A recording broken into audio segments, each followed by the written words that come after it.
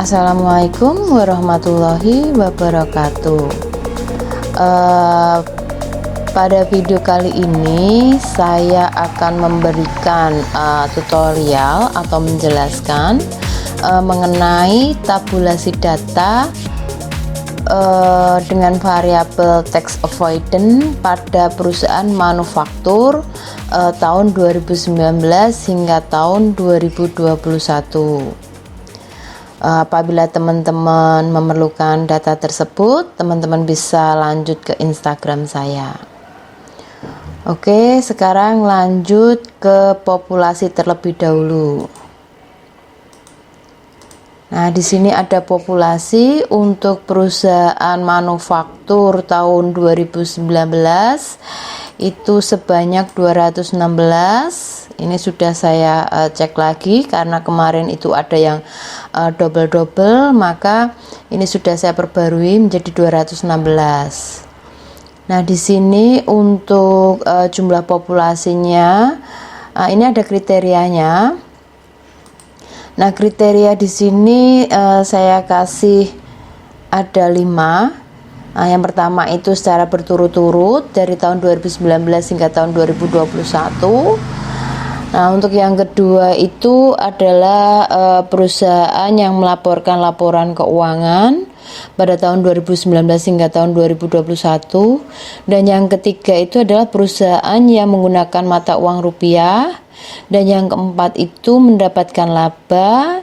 Yang terakhir itu adalah perusahaan yang memiliki kelengkapan data. Nah, kelengkapan data di sini bisa dilihat dari apakah perusahaan itu memiliki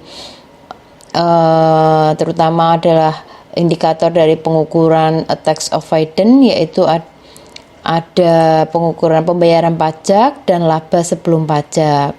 Nah, apabila nanti ada yang tidak tersedia, misalkan di sini untuk alka, nah ini alka yang 0 ini berarti kan dia tidak tersedia, nanti bisa dibuang, bisa dimasukkan ada berapa, 1, 2,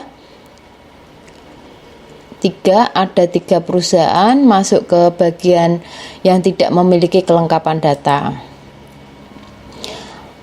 Oke, untuk yang pertama sudah pernah saya bahas pada video-video sebelumnya untuk mencari kriteria yang pertama, yaitu perusahaan yang terdaftar dari tahun 2019 hingga tahun 2021.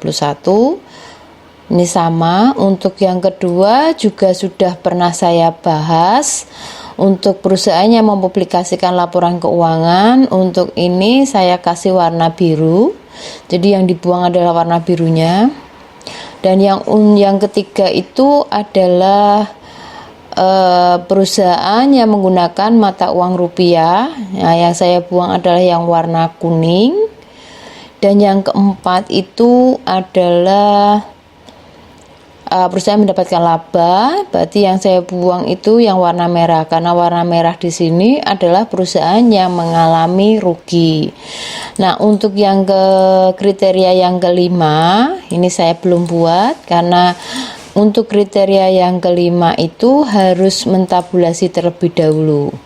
Jadi setelah ditabulasi semuanya baru tahu apakah ada perusahaan yang tidak memiliki kelengkapan data penelitian. Nah, misalkan di sini ini saya untuk sampai dengan kriteria keempat itu ada 85 perusahaan. Jadi saya tabulasi semuanya 85 perusahaan. Untuk mencari tax avoidance itu rumusnya adalah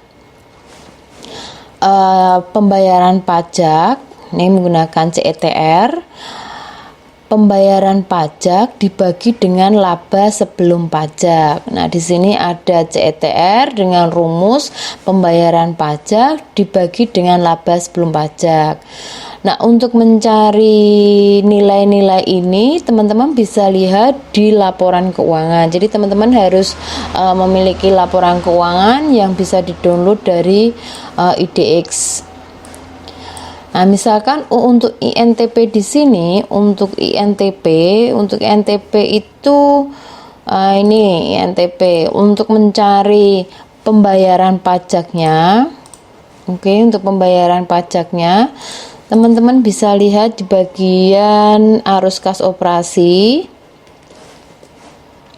Nah, ini di bagian sini arus kas operasi.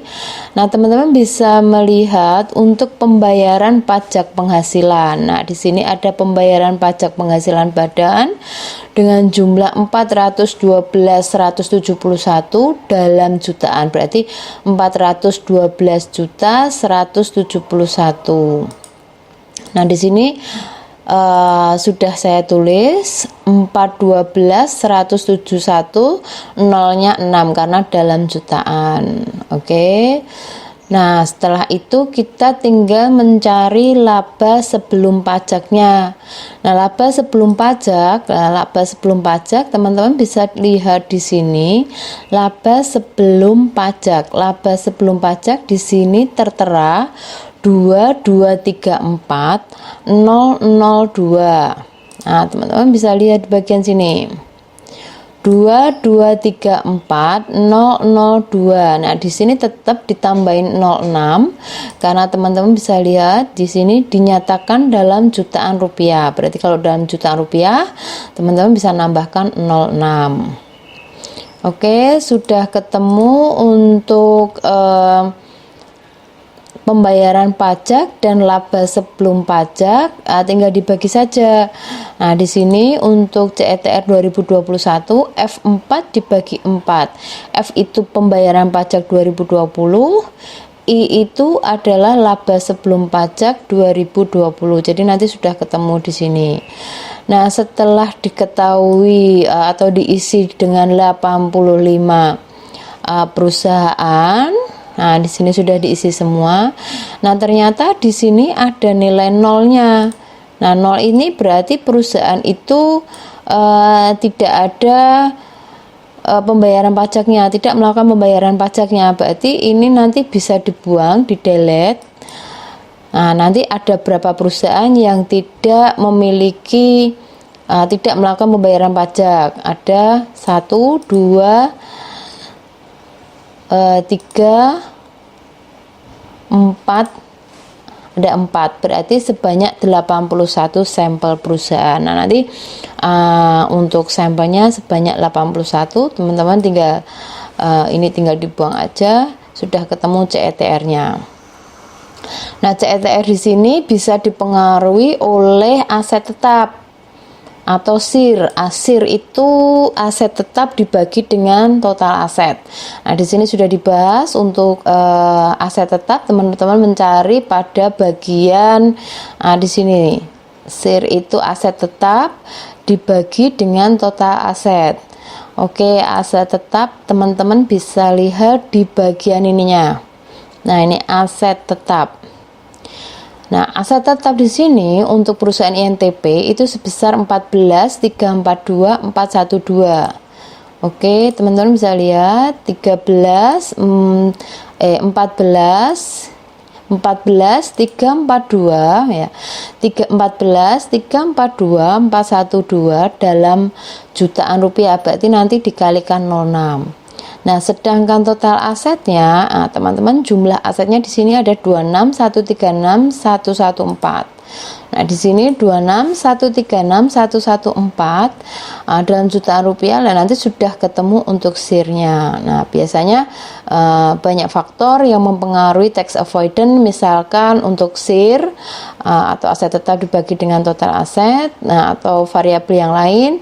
Teman-teman bisa lihat panduan dari beberapa jurnal. Demikian teman-teman, sudah saya share bagaimana cara mencari tax avoidance.